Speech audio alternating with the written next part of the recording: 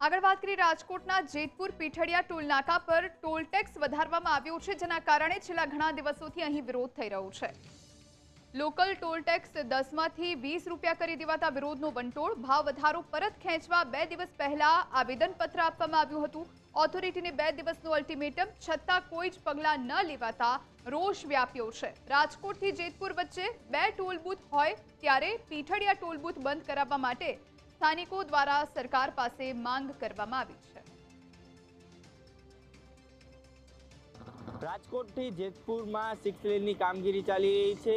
છેલ્લા 2 વર્ષ થઈ ગયા, ધીમી ગતિએ ચાલી રહી છે। ત્યારે જેતપુર તાલુકાનું જે પીઠડિયા ટોલ નાકું છે તે ગેરકાયદેસર છે, છતાં પણ ધમધમી રહ્યું છે। પ્રજાને છે તે મૂર્ખ બનાવી રહ્યું છે। જ્યાં સુધી લૂંટાય ત્યાં સુધી લૂંટી લો, કારણ કે પ્રજા તો મૂર્ખ છે। કારણ કે વાહન ચાલકોને અવારનવાર છે તે તકલીફનો સામનો કરવો પડી રહ્યો છે।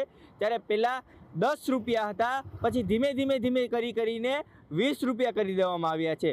સાહેબને તો એમ હતું કે કાંઈ કોઈને ખબર જ નહીં પડે દે, જેટલા રૂપિયા વધારવા હોય એટલા વધારી લો, કારણ કે પ્રજા તો મૂર્ખ છે। ત્યારે આપણી સાથે વાહન ચાલક છે।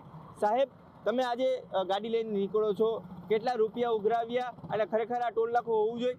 ના, ગેરકાયદેસર જ ગણાય, કારણ કે જે આપણા કેન્દ્રીય વાહન વ્યવહાર મંત્રી નીતિનભાઈ ગડકરી જે છે એને વાત કરી જ છે કે 60 કિલોમીટર સુધીનું કોઈ ટોલ નાકું હોવું ન જોઈએ। એને બદલે આ તો 60 કિલોમીટરમાં 2 ટોલ નાકા આવે, અને પ્લસ અમારે લોકલ જે 10 રૂપિયા અમારો ટોલ ટેક્સ હતો એ વધારીને અત્યારે 20 રૂપિયા કરી નાખ્યો। તો આ ખૂબ જ અસહ્ય વધારો કહેવાય અને ગેરકાયદેસર વધારો કહેવાય। તો આના માટે અમે બધે રજૂઆત કરી છે અને એનો યોગ્ય નિર્ણય લેવાની વિનંતી। ચોક્કસથી અત્યારના ફરી એકવાર દ્રશ્યો બતાવવાના પ્રયાસ છે તે કરીશું, કારણ કે કેન્દ્ર જે સાંસદમાં છે તે કહેવામાં આવ્યું છે નીતિનભાઈ ગડકરી સાહેબે કે 60 મીટરની અંદરમાં 2 ટોલ નાકા ન હોવા જોઈએ। એક ભરૂડી ટોલ નાકું છે અને બીજી બાજુ છે તે પીઠડિયા ટોલ નાકું છે।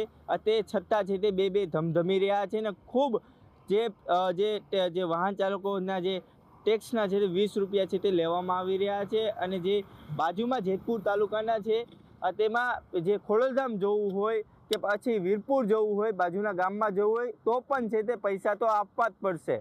ધ્રુવ મારું, ન્યૂઝ કેપિટલ, જેતપુર।